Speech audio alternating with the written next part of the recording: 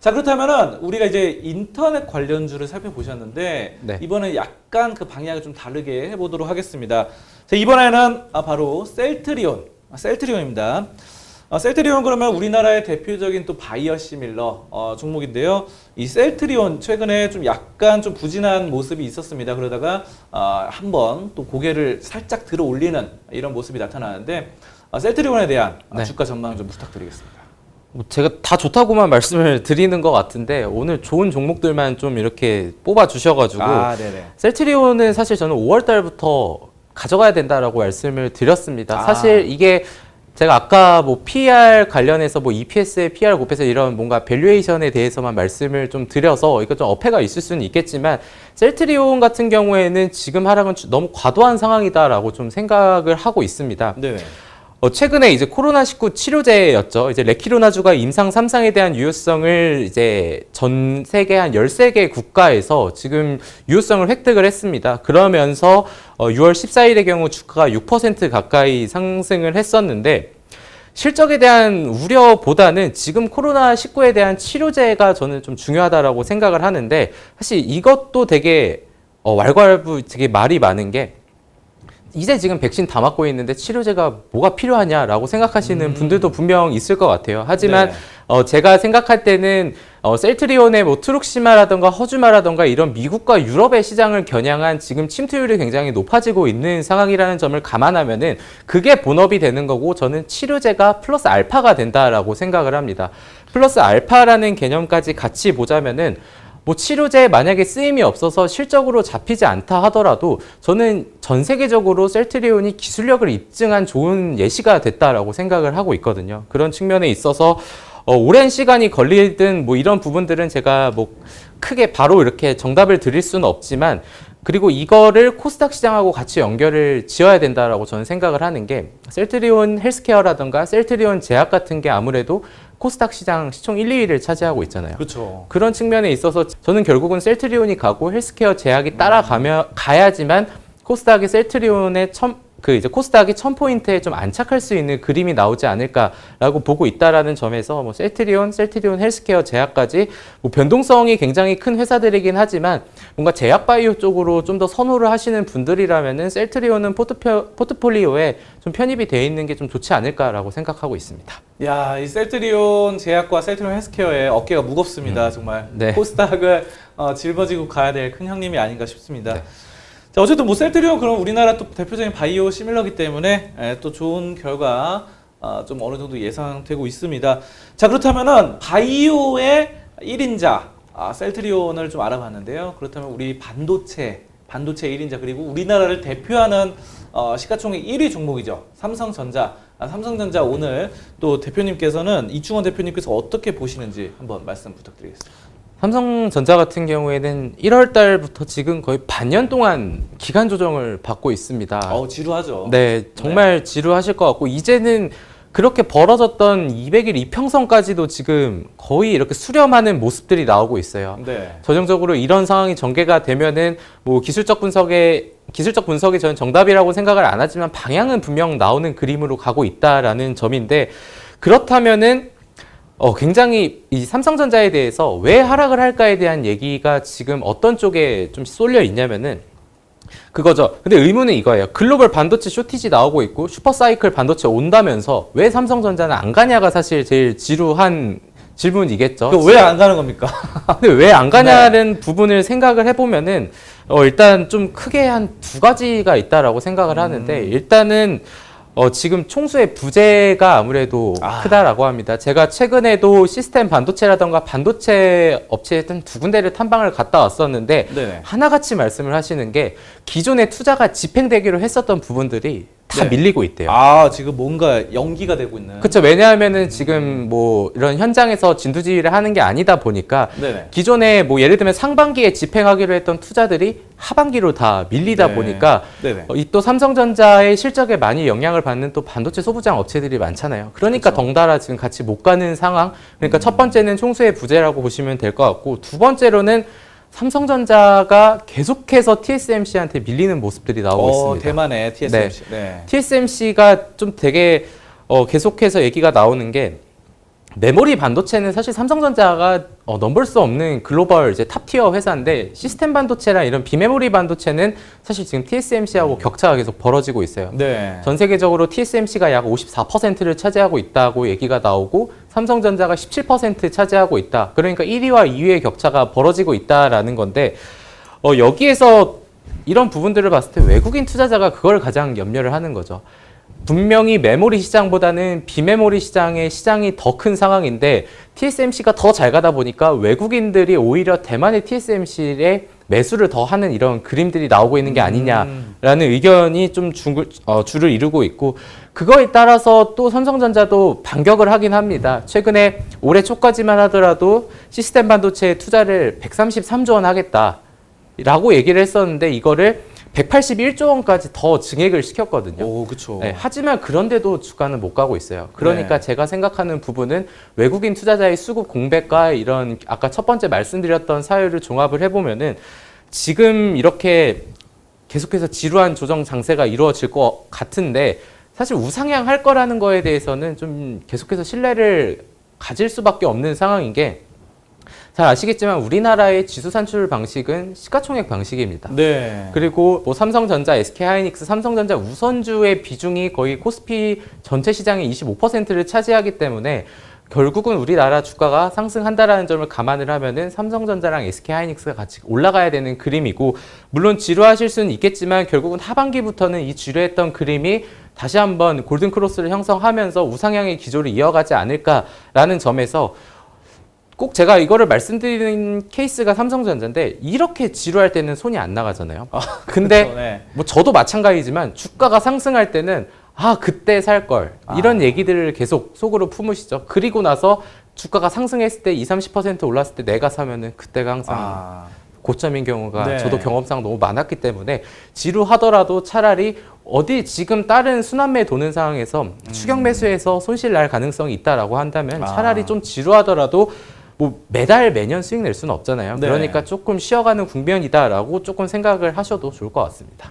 네, 뭐 삼성전자 그러면은 또 말씀해 주신 것처럼 반도체 좀 잘하고 좀 지금 TSMC로 약간 뭐 경쟁이 붙긴 했지만 네. 그래도 뭐 장기적으로 봤을 때는 믿어 의심치 않는 그런 종목이 아닌가 싶습니다. 자, 그럼 뭐 이렇게 셀트리온, 삼성전자 두 종목을 좀 알아봤고요. 두 종목의 차트가 좀 비슷한 것 같아요. 네. 좀 많이 그리고 카카오와 네이버의 차트가 좀 비슷하고, 야, 이렇게 또 상반되는 좀 그림이 나오고 있는데, 자, 그렇다면 삼성전자까지 알아봤습니다. 그럼 이번엔 좀 약간 테마성 있는 종목들, 업종을 좀 알아볼 텐데요. 요즘 가상현실, 증강현실 말들이 많죠. 그래서 뭐 VR이라던가 AR 이런 말들이 많은데요. 뭐 대표적으로 예전에 뭐 포켓몬고 이런 게 있지 네. 않았습니까? 자, 그러면 이 VR 관련주 중에서 좀 좋게 보시는 종목 어떤 게 있을까요? 일단 지금은 조금 쉬어가고 있는데 조금씩 반응이 오는 게 지금 이제 VR 관련주들이 반응이 오는데요. 사실 결론부터 말씀을 드리면은 이런 약간 테마성 주식을 매매할 때 주식을 오래 하신 분들, 잘하신 분들의 얘기를 들어보면은 무조건 테마는 대장주를 잡아야 된다라는 얘기들을 많이 하시죠. 네.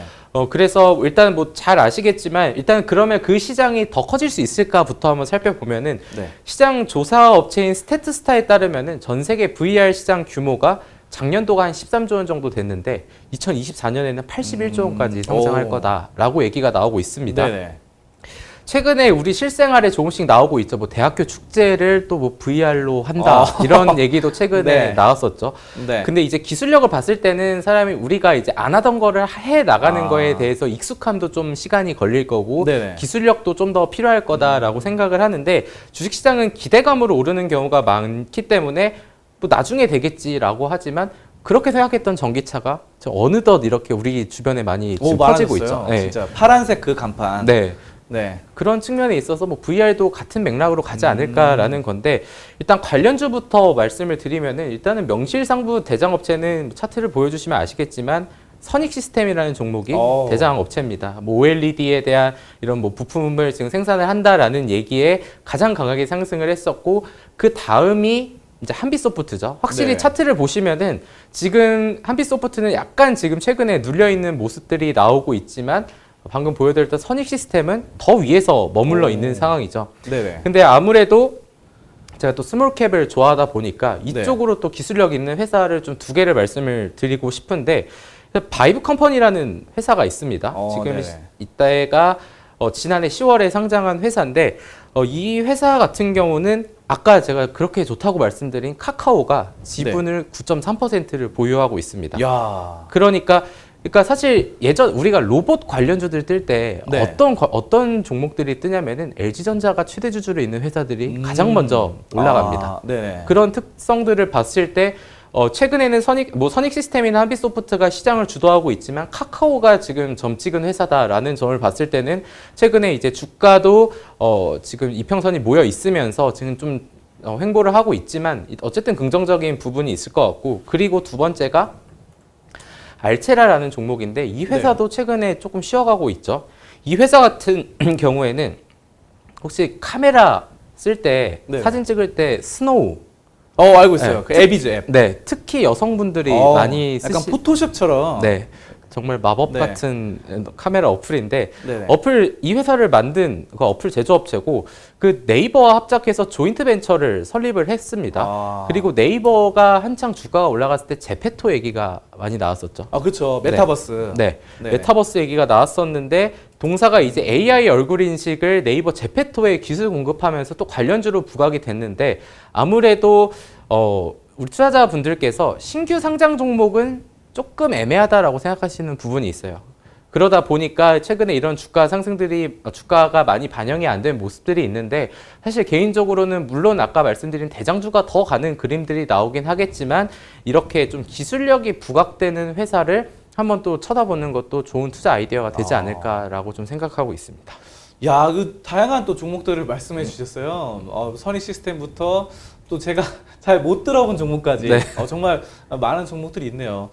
알겠습니다. VR 관련주 또 최근에 또 아까 말씀해 주신 바와 같이 메타버스 뭐 제페토라던가 아니면은 요즘 미국에서 로블록스 이런 것들이 네. 지금 한참 뜨고 있지 않습니까? 네. 자, 그래서 여러분들도 이 VR 또 메타버스 관련주, 가상현실 관련주들 좀 관심 깊게 지켜보시면 좋을 것 같습니다. 자, 그럼 여기서 제가 좀 한 가지 좀 질문을 드리고자 하는데, 네. 지금 아까 전에 이제 주식 종목을 선택하는 기준이 이제 PER을 좀 어느 정도 보신다고 하셨잖아요. 네. PER을 보시는데 앞서서 지금 설명을 해주신 카카오라던가 네이버 그리고 셀트리온 사실 PER이 좀 높단 말이죠. 그렇죠. 네, PER이 약간 고평가되어 있는데 이거에 대해서 좀 어떤 견해를 갖고 계신가요? 이게 좀 주식을 하다 보면은 다들 느끼시겠지만 이게 그런 성장주가 잘 갈 때가 있고 네. 가치주가 잘 갈 때가 있어요. 그렇죠. 그러니까 저는 그거를 볼 때 좀 그 증시의 성향을 좀 저는 잘 알아야 된다라고 생각을 합니다. 최근에 있었던 가장 비슷한 예가 언택트 컨택트가 있었죠. 네. 작년에 언택트가 그렇게 상승을 하고 컨택트가 적자 난다고 그렇게 하락했지만 최근에 이런 여행주들이나 특히 이런 차트들을 한번 보게 되면은 네. 오히려 코로나 전보다 실적은 적자로 전환되는데 올라오는 경우가 더 많아요. 예를 네. 들면은 뭐 대표적인 뭐 여행 관련주 중에 대장주가 뭐 참 좋은 여행 같은 종목들을 요즘 많이 올랐죠. 네, 보게 되면은 네. 지금 간단하게만 보면은 이때였죠.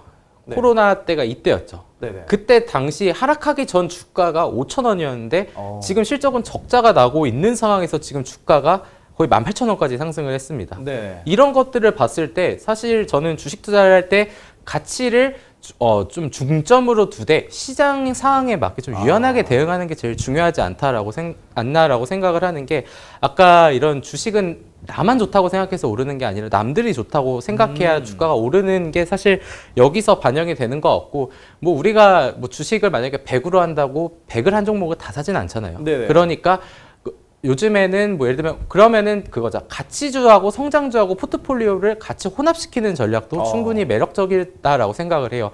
주식을 하면서 가장 힘든 게 만약에 저하고 지금 네네. 같이 주식을 손실을 보고 있으면 네네. 둘이 마음이 편해요. 네. 같이 손실 보니까. 네. 근데 저는 수익이 별로 안 나고 있는데 수익이 많이 나잖아요. 그럼 저는 손실이 나고 있는 게 아닌데도 저는 괴로워하거든요. 그쵸. 상대적인 상대평가로 봤을 때. 뒤에서도 말씀을 네. 드리겠지만 그런 시장에서의 포모나 상대적 박탈감을 느끼지 않으려면 좀 유연한 태도가 중요하지만 결국에는 일단은 제일 중요한 거는 밸류에이션이다라고 저는 그렇게 생각하고 있습니다. 네, 알겠습니다. 이충원 대표님의 또 가치관, 또 투자의 철학에 대해서 좀 잘 들어봤습니다. 자, 그럼 종목 분석은 여기까지 하도록 하고요. 우리가 또 주식을 잘 하려면은 또 어떻게 해야 되는지 방법론적인 게 있잖아요. 네. 주식 투자 잘하는 이충원 대표님만의 비법 같은 게 있을까요?